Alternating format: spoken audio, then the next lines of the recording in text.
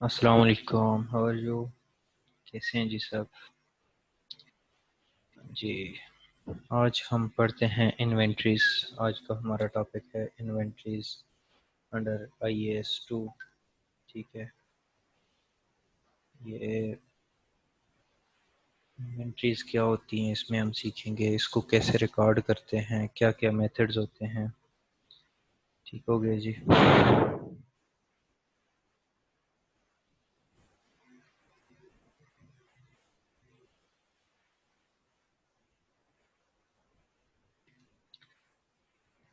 थोड़ा system slow हो रहा है। हाँ, अभी चल गया है।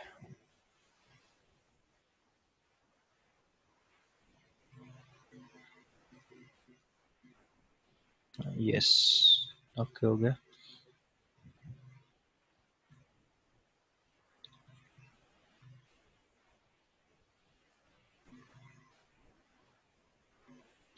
अच्छा जी, सबसे पहले इन्वेंट्रीज क्या होती हैं? अगर हम आम फहम में देखें, इन्वेंट्री इन्वेंट्री का मतलब होता है कोई भी स्टॉक।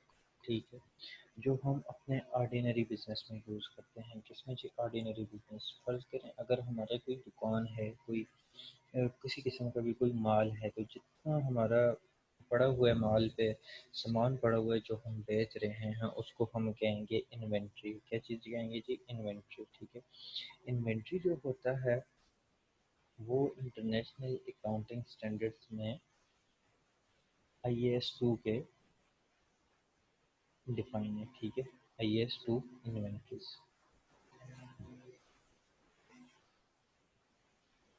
अब IAS 2 के अंदर इन्वेंट्रीज क्या होती है? IAS 2 के अंदर इन्वेंट्रीज तीन तरह की होती है। IAS 2 defines inventories as assets which are held for sale in the ordinary course of business। कोई भी चीज़, ठीक है, इन्वेंट्री हमारा होता क्या है? एसेट होता है, जब तक वो सेल नहीं होता। ठीक है, वो हमारा एसेट है। Hind for sale in the ordinary course of business. Ordinary course of business जैसे हमारा सेल्स एंड परचेज का बिजनेस है। फर्ज करें हमारा अगर कोई शोरूम है गाड़ियों का, तो उधर हमारा जो इन्वेंट्रीज होंगी वो गाड़ियाँ होंगी, कार्स होंगी, जीपें होंगी, मोटरसाइकिल हैं तो मोटरसाइकिल होंगे।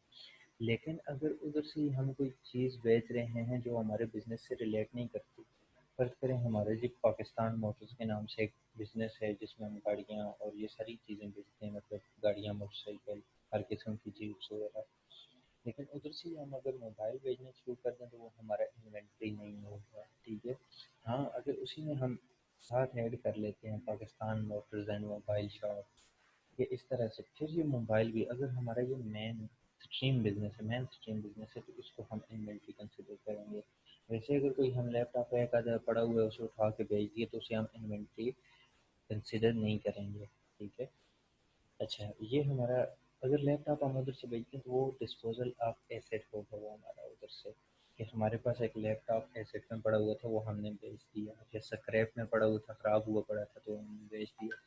इन the process of production for such sale. अगर कोई प्रोडक्शन प्रोसेस है, जिस तरह से कपड़ा बनता है तो वो सेल होता है। ठीक है, ये इन्वेंट्रीज है जो हमारे पास कपड़ा गोदाम में पड़ा हुआ है, in the form of material और supplies to be consumed in the production process और रेंटिंग और सर्विसेज। अब जी फर्ज करें हमारा जो कपड़े का बिजनेस है उसमें कुछ सप्लाईज यूज होती हैं, कुछ भी कर लो, अब मुझे पता नहीं है क्या क्या यूज होता है। जो मेन स्ट्रीम कपड़े के लिए तो डायरेक्ट नहीं यूज़ होती, लेकिन कपड़ा बनाने के लिए, कपड़े को रंगने के लिए, कपड़े के ऊपर टिच बटन लगाने के लिए, कपड़े को खूबसूरत करने के लिए, वो सारी जो सप्लाईज हैं, कंज्यूमेबल आइटम्स हैं, वो हमारी इन्वेंट्री। ठीक हो गया जी, ये तो आ गई इन्वेंट्री की डेफिनेशन। अब जी इन्वेंट्री को नेक्स्ट चीज़ जो हमारे पास है, हम इसको कैसे मेजर करते हैं, कैसे हम इसको रिकॉर्ड करते हैं। इसको जो रिकॉर्ड करने का जो पहला मेथड है वो है जी फाइफो। फाइफो फाइफो कहते कहते हैं first in first out.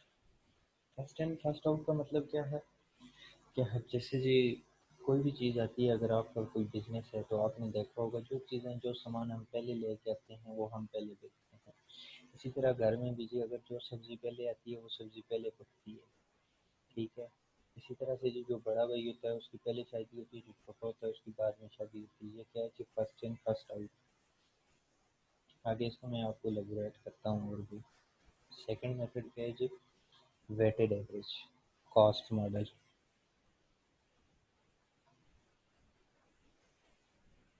Weighted average, ठीक है। इसको हम अपने जो है ना वैसे लिखते हैं, एफ को भी लिख देते हैं, एवरेज कॉस्टिंग। इसमें क्या होता है, जो सामान पहले वाला जो बाद वाला होता है उसको मिक्स करके बेचते हैं, ठीक है। उसकी जो हम कीमत निकालते हैं वो मिक्सअप करके उस तरह से निकालते हैं। ये हमारी सेल प्राइस तो नहीं होता, ये हमारी कॉस्ट पे होते हैं दोनों, ठीक है। जितने की आई उतने की हमने आगे सेल कर दी। अब जी आगे क्या कहते हैं, cost formula. The cost of inventory shall be assigned by using first in first out or FO formula. An entity shall use the same cost formula for all inventories having a similar nature and use to the entity for inventories with a different nature or use different cost formulas may be justified. अब जी मुख्तलिफ किस्म के items हो सकते हैं। अब जिस तरह से कोई माल है, आप ले लें जी, सेव मार्ट ले लें, ठीक है। उसमें मुख्तलिफ इन्वेंट्रीज हैं। अब हो सकता है किसी पे उन्होंने फाइफो लगाया हुआ हो, जो फर्स्ट इन फर्स्ट आउट के मेथड पे, किसी पे एफ को लगाया हुआ हो, ठीक है। लेकिन ये एक जो अकाउंटिंग का है, कि अकाउंटिंग का रूल ये है कि जिस चीज़ पे एक फार्मूला लगा हुआ है, एक मेथड लगा हुआ है, उसको आप उसी तरह से परपेचुअल लगाते जाएंगे, ठीक है, जब तक वो आपके पास चल रहा है। हाँ, एक इसकी है, आप कह सकते हैं कि आप अगर ये फार्मूला आपके पास फाइफो लगा हुआ है, लेकिन आप समझते हैं कि अगर हम फाइफो से एफओ पे जाते हैं तो हमें फ़ायदा ज़्यादा होगा या अच्छा रिजल्ट आएंगे, तो तब जा सकते हैं। लेकिन अगर आप अपने प्रॉफिट को मतलब डमी प्रॉफिट शो करके या इस तरह से करना चाहते हैं तो फिर इसके लिए आप नहीं जा सकते। अब हम अगर देखें आगे, ये तो हो गए इसको रिकॉर्ड करने के मेथड, ठीक है। Methods used for accounting inventories. अब दो और चीज़ें हैं इसमें। मेथड्स क्या हैं, ये क्या है जी, इसके फार्मूलाज हैं, कास्टिंग है कि भाई इसको किस तरह से हम करेंगे। अब इसके आगे दो मेथड्स हैं, परपेचुअल सिस्टम और पीरियाडिक सिस्टम। आप जो इन्वेंटरीज रिकॉर्ड करते हैं वो परपेचुअल बेसिस पे करते हैं या पीरियाडिक बेसिस पे करते हैं, ठीक है। अब परपेचुअल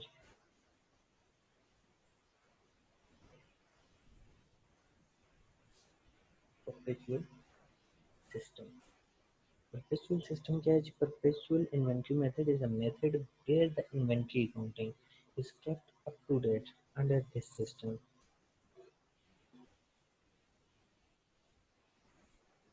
Perpetual inventory में होता यह है कि आपका जो भी माल आएगा, वो जो भी सामान आएगा, जो भी चीज़ें आएंगी, इन्वेंट्री आएगी, मैंने अगर जहाँ भी मैं ये चीज़ें वगैरह या सामान वगैरह यूज़ करूँ तो आपने उसको इन्वेंट्री करना है, इन्वेंट्री कंसिडर करना है। जो भी आपकी इन्वेंट्री आएगी उसको अप टू डेट रखने के लिए। अब फर्ज करें फर्स्ट फर्स्ट 2016 को आपने 2000 आइटम लिए, किसी भी कोई भी इन्वेंट्री ली आपने।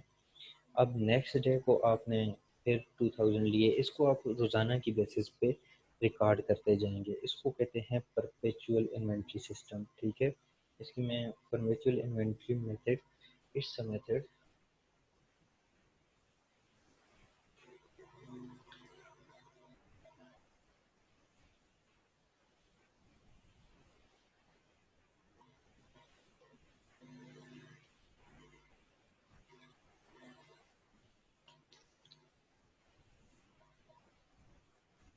with the inventory accounting is kept up to date।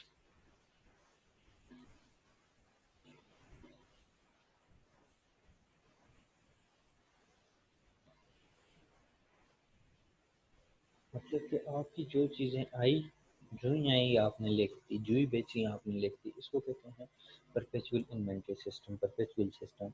इसमें होता ही वो है कि आपका जो ही मंथ एंड आएगा तो आपको पता चल जाएगा कितना हो गया, बल्कि आपका अगर कोई भी आपका चेक करना चाहे आगे रोज़ाना की बेसिस पे तो आपको पता होगा कि आपके पास कितने आइटम्स आए थे, कितने बिक गए हैं, कितने आए थे, कितने बिक गए हैं, ठीक है।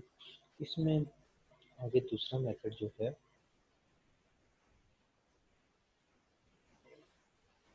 दूसरा मेथड है पीरियाडिक सिस्टम। पीरियाडिक सिस्टम क्या होता है जी? जैसे कि नाम से ही ज़ाहिर है पीरियाडिक सिस्टम का क्या मतलब हो सकता है। A physical inventory count is usually taken only at the year end. The closing stock is determined by means of physical count at the end of the period. इसमें होता ही है कि जैसे आपने सुना होगा कि स्टॉक टेक होता है ईयर एंड पे जब ऑडिट टीम गई हुई होती है, तो ये पीरियाडिक सिस्टम बस 31 दिसंबर को आपने करना है।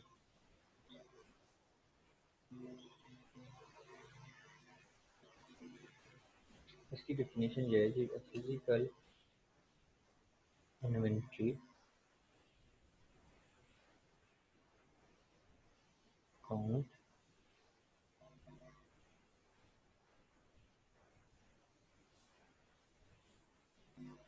usually taken at year end।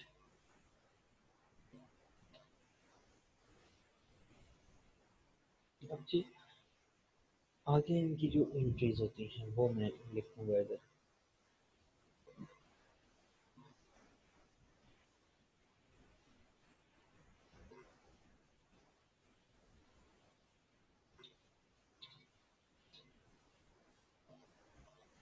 अब जी जो परपेचुअल सिस्टम है,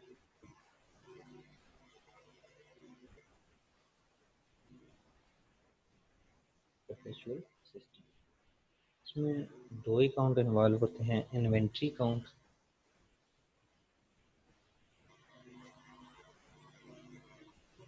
इन्वेंट्री लेजर अकाउंट जिसे कहते हैं, और कॉस्ट ऑफ सेल्स अकाउंट।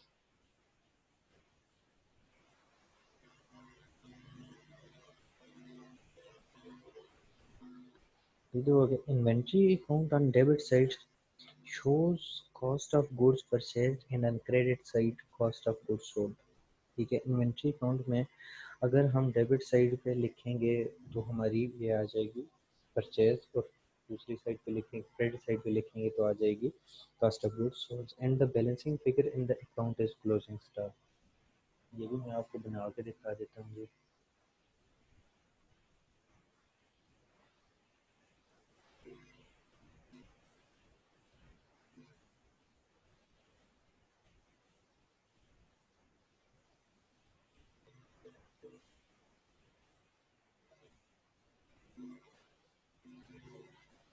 ये है जी हमारा इन्वेंट्री अकाउंट।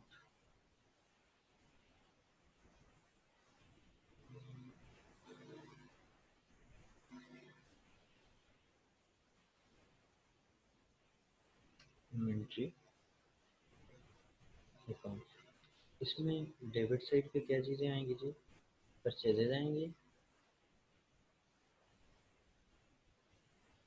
डेबिट साइड पे,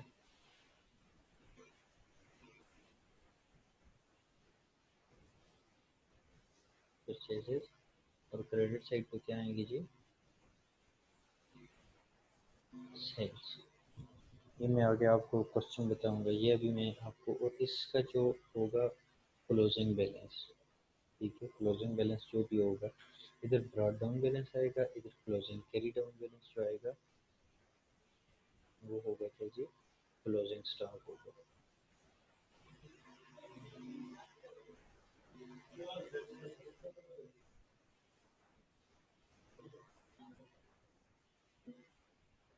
इसके अलावा जी इसमें अब दूसरा अकाउंट जो इन्वॉल्व होगा वो होगा कॉस्ट ऑफ सेल्स अकाउंट।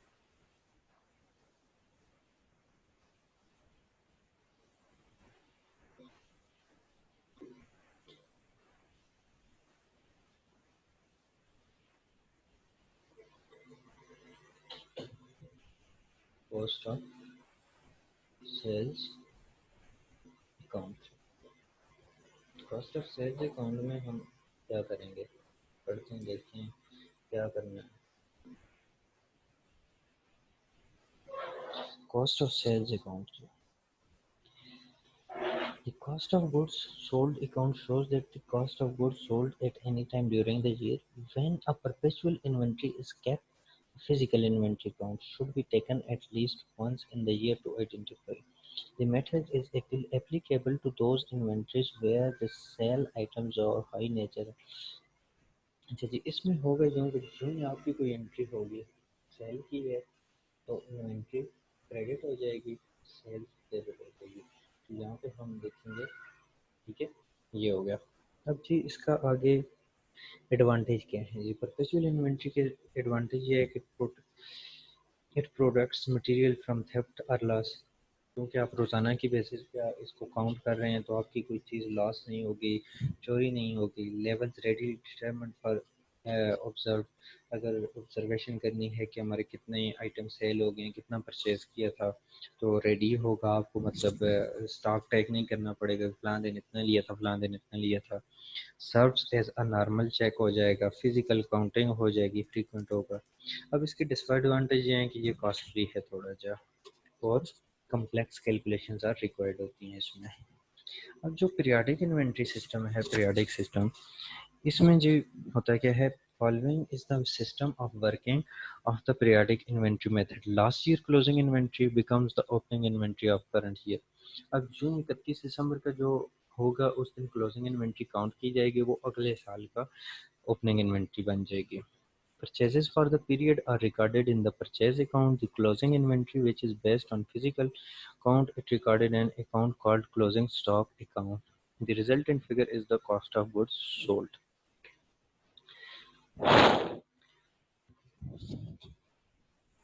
जी अगर इसकी हम एंट्रीज देखें, इसकी एंट्रीज देखते हैं,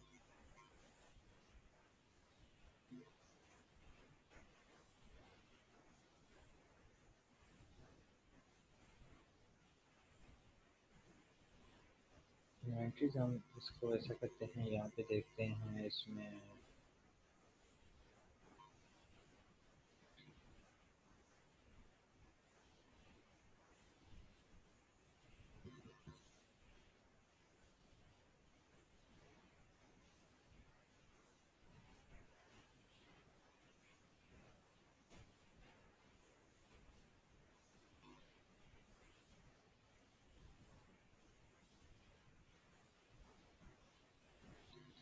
एंट्रीज को हम जो देखते हैं ना, इसको देखते हैं माइक्रोसॉफ्ट एक्सेल में, हो गया, तो यहाँ पे हम इजीली बना लेंगे।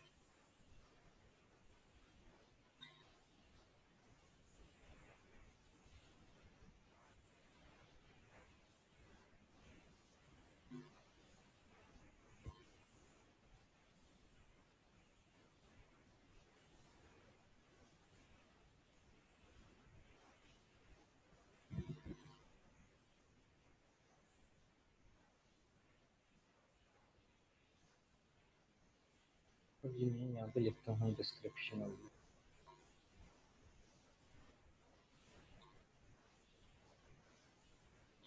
डिस्क्रिप्शन, जहाँ पे जी अगर अंडर परपेचुअल सिस्टम रिकॉर्डिंग आएगी,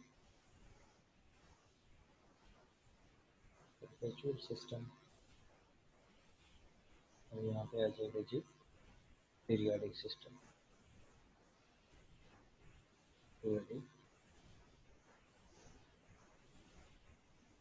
सिस्टम।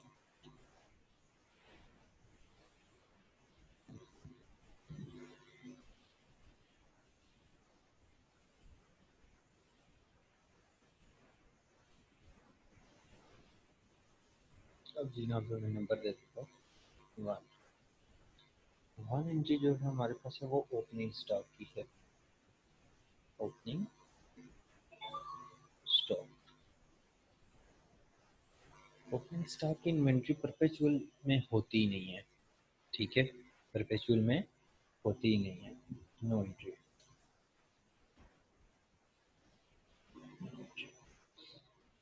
अब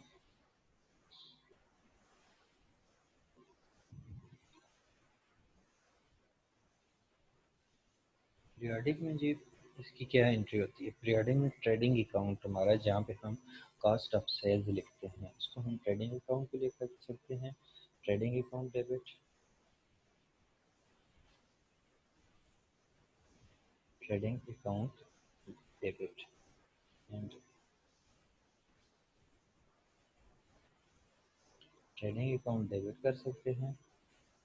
एंड ट्रेडिंग अकाउंट डेबिट होगा और स्टॉक क्रेडिट हो जाएगा, क्योंकि हमारा स्टॉक सेल हो चुका है। डेबिट और क्रेडिट, ये डेबिट और ये credit. D for debit and C for credit.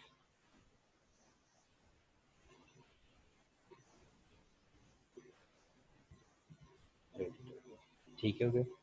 अब यहाँ पे हम ट्रेडिंग अकाउंट भी लिख सकते हैं या हम कॉस्ट ऑफ सेल्स भी लिख सकते हैं। अब जी जो सेकेंड एंट्री हमारे पास आ रही है, सेकेंड एंट्री है जी हमारी परचेजेस की। परचेज की है हमने कुछ चीज़ें, परचेजेस की। परचेजेस में हम इन्वेंट्री अकाउंट डेबिट कर देंगे, इन्वेंट्री डेबिट हो जाएगी। और हमारे पेबल्स या पेबल्स और कैश और बैंक क्रेडिट हो जाएगा। ठीक है, अब इन्वेंट्री हमारे पास आ गई तो डेबिट हो गया। उसको क्या हो तो हमने क्रेडिट पे ख़रीदा होगा, उधार पे ख़रीदा होगा, तो पेबल्स जो भी होंगे बी सी एक्स वाई जी लिमिटेड या जो भी होंगे वो क्रेडिट हो जाएंगे। अगर हमने नगद पैसे दिए हैं तो कैश जितना दिया है वो क्रेडिट हो जाएगा। अगर हमने बैंक से कोई चेक दिया है या बैंक ट्रांसफ़र किए तो वो क्रेडिट हो जाएगा। अब पीरियाडिक सिस्टम में इसके अगेंस्ट यही आएगी, मतलब यहाँ पे हम इन्वेंट्री लिखेंगे और यहाँ पे हम परचेजेस लिखेंगे, बस ये थोड़ा सा डिफरेंस है। परचेजेस डेबिट हो जाएंगी एंड क्रेडिटर्स, और यही तीन वाले, यही जो है ना, यही तीन इधर क्रेडिट हो जाएंगे। ठीक है, D R debit and C R credit. अब थर्ड जो इन्वेंट्री है, थर्ड पे क्या चीज़ होती है? Purchases return. जो हमने ऊपर परचेज की है वो रिटर्न भी हो सकती है। परचेजेस रिटर्न, परचेजेस रिटर्न होनी है तो हमारा क्रेडिट वो डेबिट हो, ये वाली एंट्री उलट हो जाएगी। ठीक है,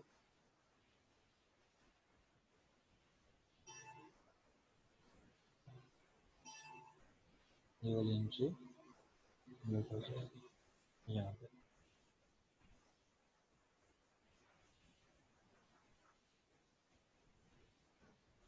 और यहाँ पे क्या आ जाएगा?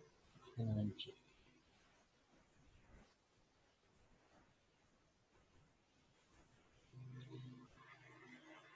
और यहाँ पे क्या हो जाएगा जी?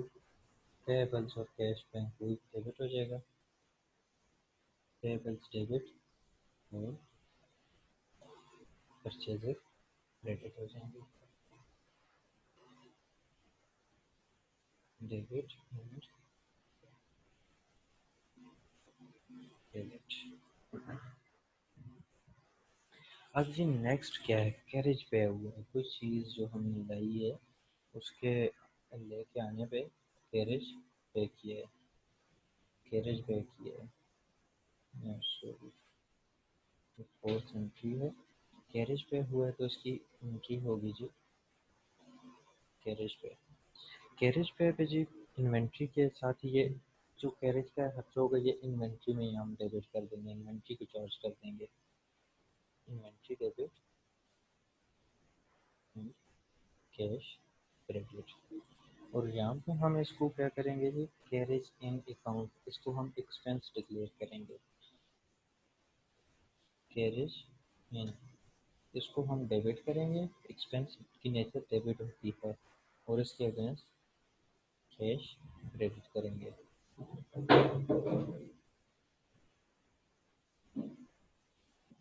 जितनी भी अमाउंट होगी वो आगे लिखते जाएंगे। अब जो फिफ्थ एंट्री जो है वो हमारी ये आज मैं इंट्रीज बता रहा हूँ, कल इसको आगे लेके चलेंगे। एनआरवी के एडजस्टमेंट बताऊंगा। अगर जी क्रेडिट सेल्स हुई है, क्रेडिट सेल्स क्रेडिट सेल्स हुई है तो डेटर अकाउंट डेबिट हो जाएगा और सेल्स अकाउंट, इसमें दो अकाउंट परपेचुअल सिस्टम में हम दो एंट्रीज करेंगे आगे। डेटर्स डेबिट, डेटर्स डेबिट और सेल्स क्रेडिट। इसकी नरेशन क्या होगी जी? नहीं, नरेशन कोई नहीं है, ठीक है। और दूसरी जो एंट्री होगी इसी के साथ की जो दूसरी एंट्री होगी, COST, cost of sales, cost of goods sold, cost of goods sold debit and inventory credit, inventory credit. अब हुआ क्यों कि इसमें हमने दो एंट्रीज क्यों पास की हैं?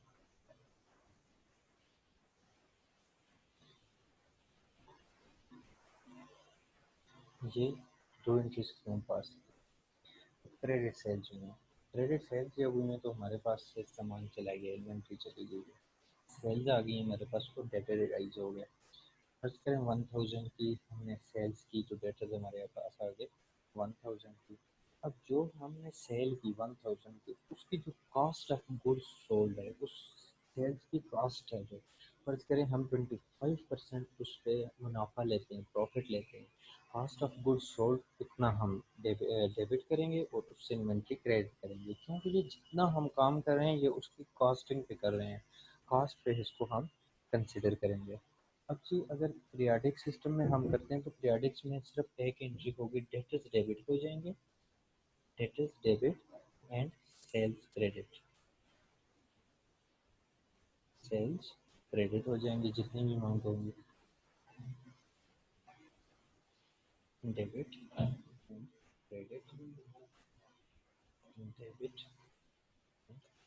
क्रेडिट। या ये जो एंट्री है ये सारी एक एंट्री है, इसको मैं बाहर कर देता हूँ, ठीक हो गया। अब जो हमारे पास सिक्स एंट्री है, सिक्स में है ये है कि क्रेडिट सेल्स रिटर्न हो जाती हैं जब भी कोई भी सेल्स की वो रिटर्न होगी,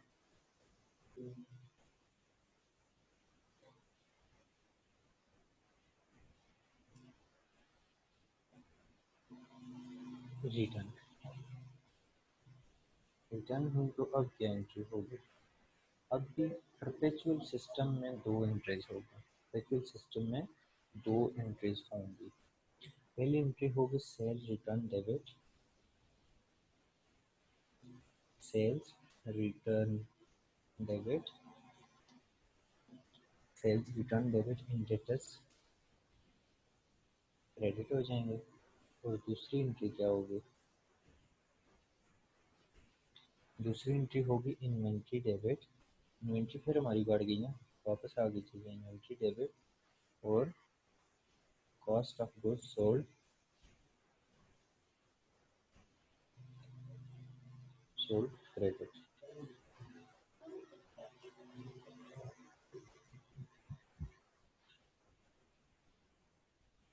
ये आ गई, लेकिन यहाँ पर एक एंट्री होगी sales return debit, sales return debit, sales return debit and debtors credit हो जाएंगे, वही डेबिट क्रेडिट, डेबिट क्रेडिट, ठीक है जी।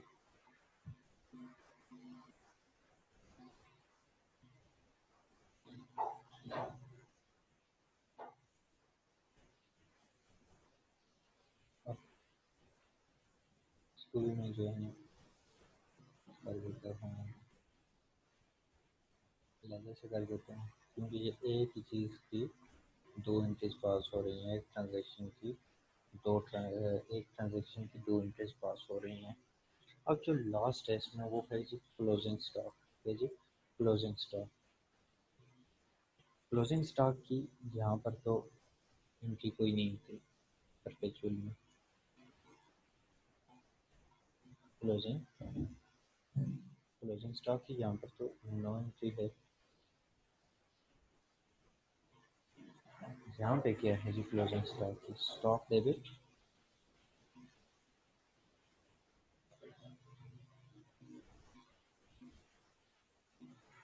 और ट्रेडिंग अकाउंट क्रेडिट हो जाएगा। Debit credit. अब ये जी है हमारा आज का लेक्चर। इसमें हमने क्या क्या चीज़ें पढ़ी हैं जी? इन्वेंट्री की डेफिनेशन पढ़ी है अंडर IAS 2 और उसको एलेबोरेट किया है। उसके अलावा जी हमने दूसरी चीज़ क्या पढ़ी है?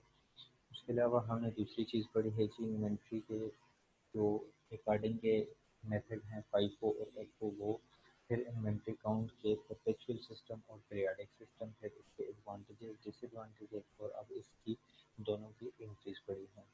ये तो हो गया आज का हमारा लेक्चर कंप्लीट।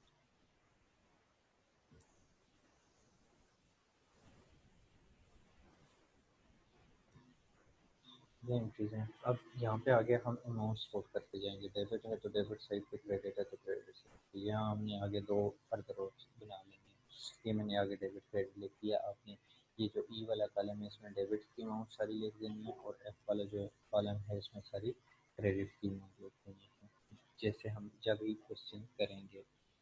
ठीक है जी। और इसके अलावा अगर कोई भी इशू आ रहा हो इस लेक्चर में या किसी भी अकाउंटिंग के किसी भी लेवल पे, किसी भी कह लें कि IFRS में किसी में, और इसके किसी चैप्टर में इंट्रोडक्शन टू अकाउंटिंग के फंडामेंटल अकाउंटिंग, आई कॉम की अकाउंटिंग, बी कॉम अकाउंटिंग, और किसी किस्म का भी पार्टनरशिप में प्रॉब्लम आ रहा हो या कोई भी टैक्स के मेथड्स में जहाँ पे आपको प्रॉब्लम हो रहा है तो आप feel free to call me. ठीक है।